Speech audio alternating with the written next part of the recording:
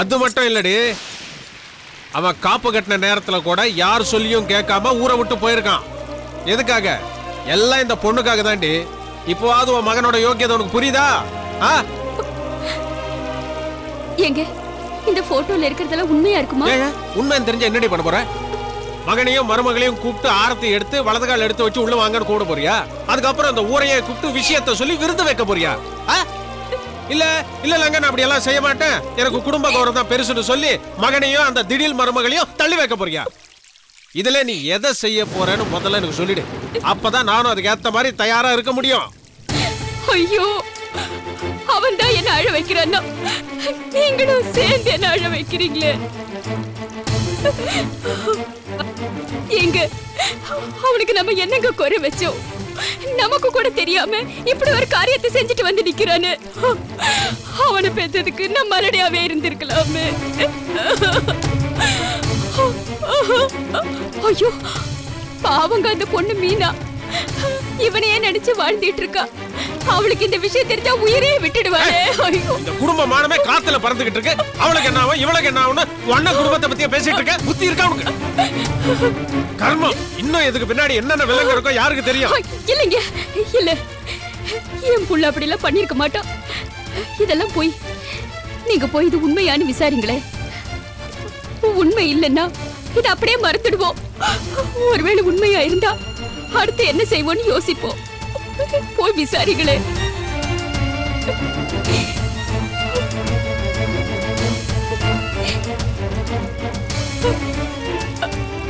நீ சொல்றதும் ஒரு வகையில சரியாதான் படுது. முன்னாடி நான் போய் விசாரிச்சுட்டு வரேன். நீயும் உன் புள்ள கிட்ட ஜாட மாடையா விசாரி. புரியுதா? என்ன பண்றது, பெத்துட்டோம்ல, நல்லதையும் கெட்டதையும் எதிர்பார்த்து தான் பெத்தவங்க இருக்கணும். தலை எழுத்து.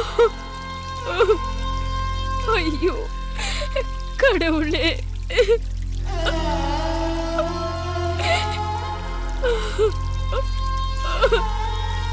அப்படிலாம் இருக்காது. என் புள்ள அப்படிலாம் பண்ணிருக்க மாட்டான். ஐயோ. ஓம் சர்வமங்கள மாங்கல்யே சிவே சர்வார்த்த சாதகே சரண்யே திரம்பியே தேவி நாராயணி நமோஸ்துதே. ஓம் கற்பூர நீராஞ்சனம் தரிசயாமி.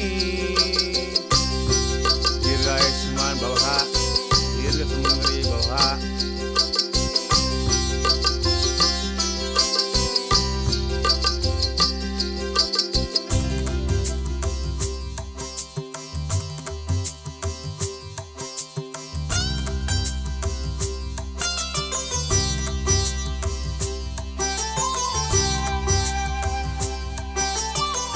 காலையில இருந்து மனசுக்கு ஒரு மாதிரியா இருந்ததுமா. அதனால தான் உங்க 2 பேத்தையும் இந்த கோயிலுக்கு கூட்டிட்டு வந்தேன். இந்த அம்மன் கிட்ட வேண்டிக்கிட்டா மனசுல இருக்கிற பாரம் எல்லாம் இறங்கின மாதிரி இருக்கும்மா.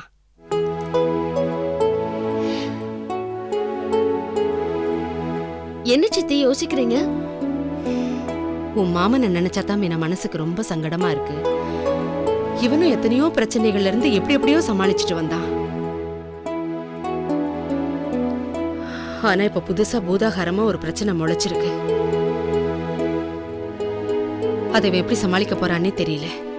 அத்த, நீங்க தப்பா எடுத்துக்கலனா நான் ஒன்னு சொல்லட்டுமா? சொல்லு, பரவாயில்ல.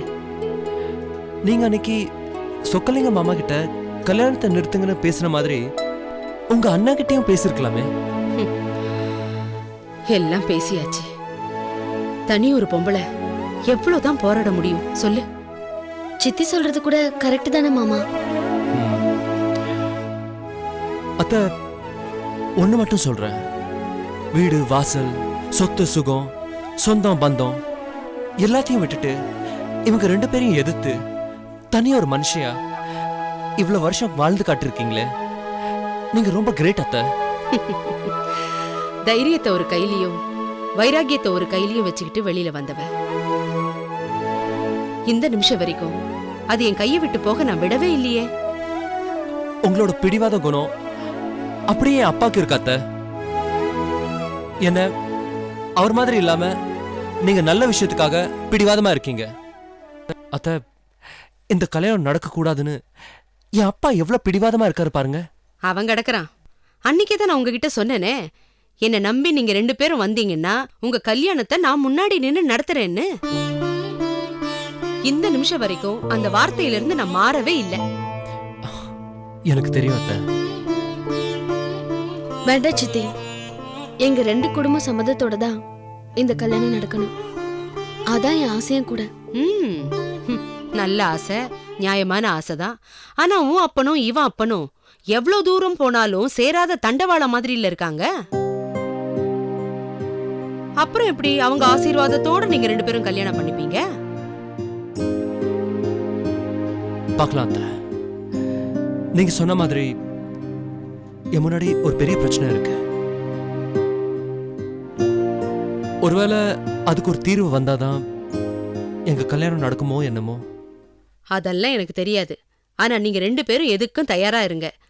உங்க 2 பேர் கல்யாணத்தை நான் தான் நடத்தி வைப்பேன்னு என் உள் மனசு சொல்லுது. என்ன அப்படி பாக்குறீங்க? நிஜம்தான்.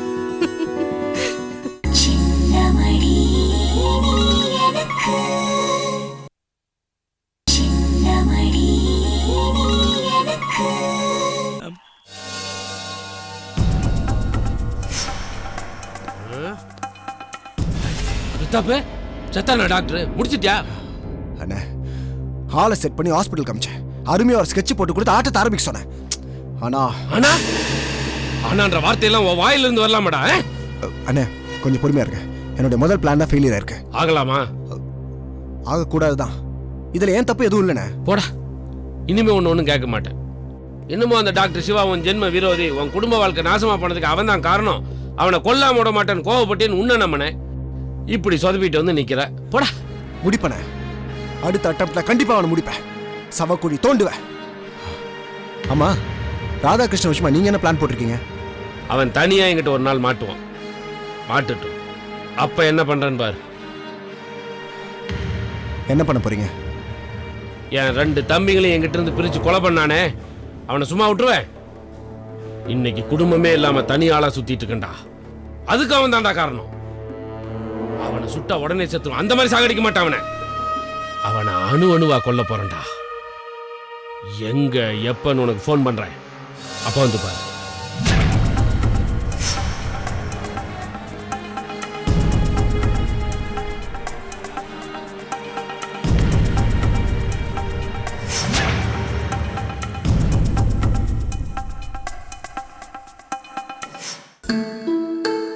உன் பேர் என்னம்மா? சுசித்ரா.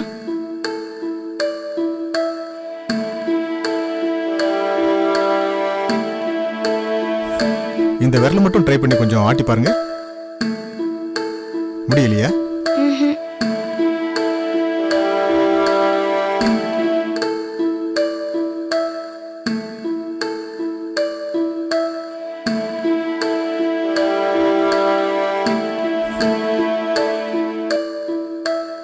நர்ஸ், கீழே இறக்கி விடுங்க. Okay doctor. இதுக்கு முன்னாடி ஏதாவது ட்ரீட்மெண்ட் எடுத்துறீங்களா? இல்ல டாக்டர்.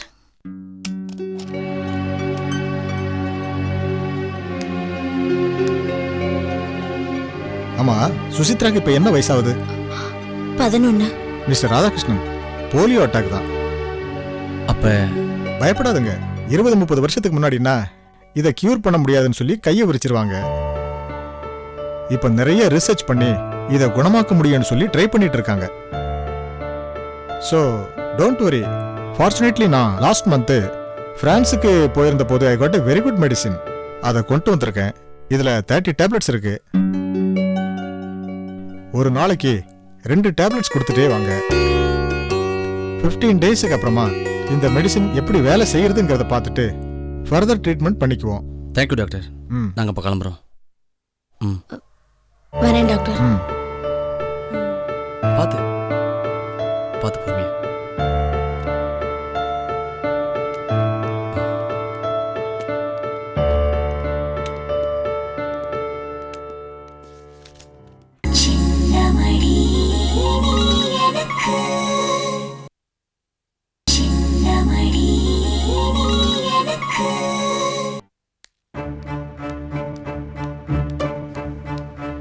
சரோ, சரோஜா, சரோ,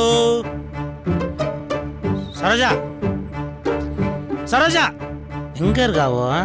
சரோ, என்ன பண்ணிட்டு இருக்க நீ? ஏன் இப்படி கத்திட்டு இருக்கீங்க? பார்த்தா தெரியல, துணி மடிச்சு எடுத்துட்டு வந்துட்டு இருக்கேன். தலைக்கு வந்தது தலைப்பாகையோட போச்சுன்னு கேள்விப்பட்டிருக்கியா? அதுக்கு என்ன இப்போ? அந்த பழமொழி நமக்காகவே எழுதினதுன்னு நினைக்கிறேன். எந்த விஷயத்தையாவது தெளிவா சொல்லிருக்கீங்களா? ஏன் சுத்தி வளைச்சு மூக்கு தோடுறீங்க? நம்ம குடும்பத்துக்கு வந்த ஆபத்து கூறியோட போயிடுச்சுன்னு சொல்ல வரேன். சரோ, நான் உங்ககிட்ட தான் பேசிட்டு இருக்கேன். சரோ, குழப்பறதே உங்களுக்கு வேலையா போச்சுங்க. நம்ம ரமாவை சிவாக்கு கட்டி வைக்கிறதுக்காக நான் சில ஆக்டிங்லாம் பண்ணேன், ஞாபகம் இருக்கா உனக்கு? இப்ப பழசெல்லாம் எதுக்கு கிளறிட்டு இருக்கீங்க? அந்த சமயத்துல என்ன ஆட்டம் போட்டீங்க? நல்ல வேலை நீ அதை ஆக்டிங் கண்டுபிடிச்ச. அந்த ஆக்டிங் மட்டும் சக்சஸ் ஆனது, இந்நேரம் நீ நானும் வாயில வச்சு லபோ லபோ நடிச்சுட்டு அழுதுட்டு இருப்போம். இந்த சிவா பையன் டபுள் ஆக்ட் கொடுத்துருக்காண்டி. ஒன்னு பூஞ்சோலையில, ஒன்னு சென்னையில. பாரு,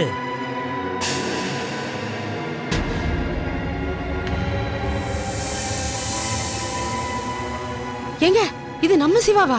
உன் கண்ணில் ஏதாவது கோளாரா? என்ன கேக்குற? பார்த்தா தெரியல? அப்ப பக்கத்துல இருக்கிறது பொண்டாட்டி தான். ஒட்டி உரசிட்டு இருக்காள. நல்ல வேலை என் டிராமாவை பார்த்துட்டு ரமாவை சிவா கல்யாணம் பண்ணி வச்சிருந்தோம். நம்ம கதி அதோ கதி தான். இல்ல, உங்க ஏமாத்து வேலை இதுல ஏதோ இருக்கு. நான் நம்ப மாட்டேன். சிவா அப்படிப்பட்டவன் இல்லைங்க. சரி, அப்படியே வச்சுக்க. ஆனா அடிக்கடி மீனாவை சிவா கல்யாணம் பண்ணி வைக்கிறேன்னு குதிக்கிறிய, அதை மட்டும் விட்டுரு. உன் நல்லதுக்கு தான் சொல்றேன். இந்த போட்டோ விஷயத்த நான் நம்ப மாட்டேங்க. இதுல ஏதோ தகுடு தத்துவம் இருக்கு. இப்பவும் சொல்றேன், சிவா சரின்னு சொன்னானா மீனாவோட அவன் கல்யாணத்தை நிச்சயமா நான் நடத்தி வைப்பேங்க. அப்ப கல்யாணம் பண்ணல நீ மட்டும் இருந்துக்க வேண்டியதான். என்ன ஆள விட்டுரு. ஏன்னா கல்யாணம் ஆன ஒருத்தனுக்கு பொண்டாட்டி உயிரோட இருக்கும்போது இன்னொரு பொண்ணை கல்யாணம் பண்ணி வச்சா கம்பி என்ன வேண்டியதுதான். கம்பிக்கு பின்னால நின்று களி தின்னணும்னு உன் தலை இதுனா யாரால என்ன பண்ண முடியும்? சரி, இந்த போட்டோ உங்களுக்கு எங்க இருந்து கிடைச்சது? அது எதுக்கு உனக்கு? அந்த போட்டோ சொல்ற கதையை மட்டும் கேளு. புலி வருதுங்கிற கதையா? நீங்க சொல்ற விஷயத்த நம்பறதா நம்ப வேண்டாமான்னு எனக்கு ஒண்ணுமே புரியலீங்க. இந்த தடவை நிச்சயமா புலி வருது சரோ. நான் சொல்றத நம்பு.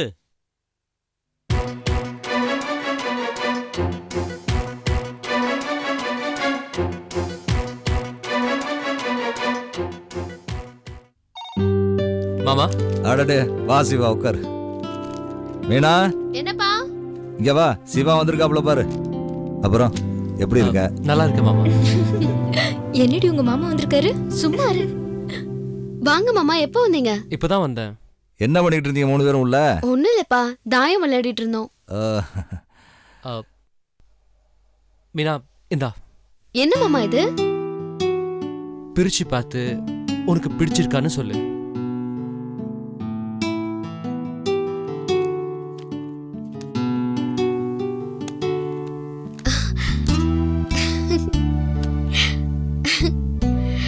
இந்த கலர் எனக்கு பிடிக்கும்னு உங்களுக்கு எப்படி மாமா தெரியும்? ஏய், இது என்னடி கேள்வி? வேணும்னா சொல்லு, உனக்கு என்னென்ன பிடிக்கும் என்னென்ன பிடிக்காதுன்னு உங்க மாமா ஒரு லிஸ்டே போட்டு கொடுப்பாரு. மீனா, உனக்கு ஒண்ணு தெரியுமா? எங்க அண்ணனுக்கு என்னென்ன பிடிக்கும் என்னென்ன பிடிக்காதுன்னு என்ன கேட்டு ஒரு லிஸ்டே போட்டு வச்சிருக்காங்க. அத மனசுல வச்சுட்டு தான் ஒன்ன சொல்றாங்க. ஏய், என்னடி? உண்மையா இல்லைன்னு கேளு கேளு. ஐயோ, ஏண்டி எல்லாரும் முன்னாடி இப்படி மானத்தை வாங்குற? எதுக்கு மாமா திடீர்னு போடுவ? நம்ம கல்யாணத்துக்காக எடுத்திருக்கேன். எப்படி இருக்கு? ரொம்ப நல்லா இருக்கு மாமா. அப்பா பாருங்கப்பா. சிவாவுக்கு நல்ல ரசனை. தேங்க்ஸ் மாமா. மீனாவுக்கு இந்த புடவை நல்லா எடுப்பா இருக்கும். ஏமா, இந்த புடவைய முதல்ல சாமி படத்துக்கு முன்னாடி வச்சு கும்பிட்டு பீரோக்குள்ள பத்திரமா வை. அப்புறம் ஆத்தா வந்தவொன்னா மறக்காம இந்த புடவை எடுத்து காமிக்கிறேன். இல்லைன்னா உண்டு இல்லைன்னு ஆக்கிடும். சரி.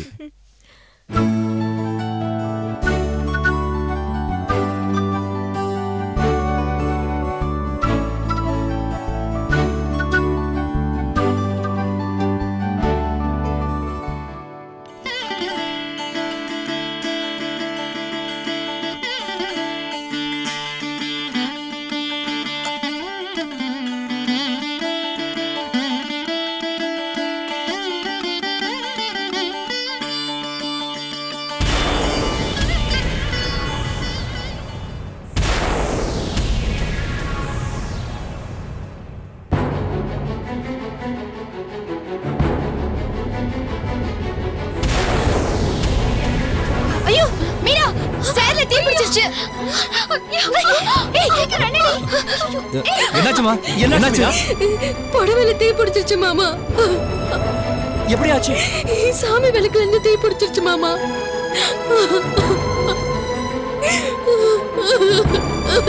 மாமா பரவாயில்ல மீனா. என்ன மாமா இது? கல்யாணத்துக்கு எவ்வளவு ஆசையா வாங்கிட்டு வந்தீங்க, இப்படி அபசகரமா ஆயிடுச்சு. ஏன் மாமா இப்படி எல்லாம் நடக்குது? அப்படிலாம் ஒண்ணும் இல்லம்மா. புடவை விளக்கு பக்கத்துல வச்சது நம்ம தப்பு தாமா. இல்லப்பா, என் மனசு கேட்கல. எத்தனை பண்டிகைக்கு புது துணியை சாமிக்கு வச்சு படைச்சிருக்கோம், அன்னைக்கெல்லாம் எதுவுமே ஆகல. இன்னைக்கு மட்டும் ஏப்பா ஆகணும்? எனக்கு என்னமோ சரியா படலப்பா. மீனா, மாமா சொன்ன மாதிரி இதுக்கு நம்ம அஜாக்கிரதை தான் காரணம். அஜாக்கிரதைன்னு கூட சொல்ல முடியாது மீனா. இது ஒரு சின்ன ஆக்சிடென்ட், அவ்வளவுதான். இல்ல மாமா, இத நீ கட்டிக்க வேண்டாம். எதுக்கு நீ தகுதி இல்லைன்னு சொல்ற மாதிரி என் மனசுக்கு படுது மாமா. அதெல்லாம் ஒண்ணும் இல்லம்மா, கவலைப்படாதம்மா. எல்லாத்துக்கும் நம்ம மனசுதான் காரணம். ஒரு மாதம் நெருப்பு பட்டிருக்கு, அது வரைக்கும் கட் பண்ணிட்டு நம்ம யூஸ் பண்ணிக்கலாம். வேண்டாம் சிவா. இல்ல மாமா, நான் மீனாவை யூஸ் பண்ண சொல்லல. நான் நாளைக்கு மீனாவுக்கு இதே மாதிரி ஒரு சேலை வாங்கி கொடுத்துறேன். இது யாராவது ஏழைங்களுக்கு கொடுத்துடலான்னு சொல்றேன். அப்படின்னா சரி. மீனா, அந்த புடவை கொடுமா. கண்ணா எடுத்துட்ட கொடுத்து ஓரமா கட் பண்ணி வாங்கிட்டு வர சொல்றேன். சிவா சொல்ற மாதிரி அதை ஏழைகளுக்கு கொடுத்துடலாம். கொடு மீனா, கொடு. இப்படி கொடு.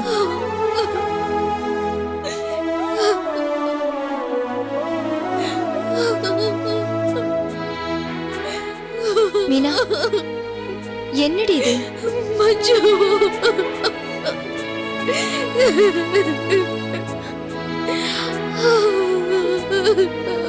அழாதடா, ஒன்னும் ஆகாது.